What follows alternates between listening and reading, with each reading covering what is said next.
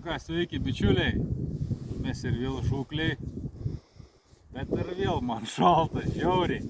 Bet šiandien varėm su kolega ant lydekų. Tai va, pirms dalyks, ką noriu parodyti, tai lydekinė sistemėlė upiai. Ką matot, švinas. Šviną galit belė kokį naudot, 2 stoparai. Slankiojantis kembrikas. Ne kembrikas, nu tai kaip ir kembrikas.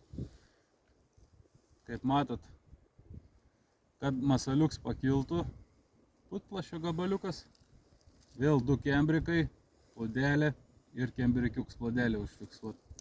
Ir žinoma pavadėlis, kuris vaikšto puikiausiai. Bet šiandien kalba ne apie tai. Noriu pasakyti jums tokį dalyką. Greitų metų paskelbsiu labai fainą ir didelį konkursą, kuris susijęs ne su žieminė žūklė, o su vasarinė ar pavasarinė.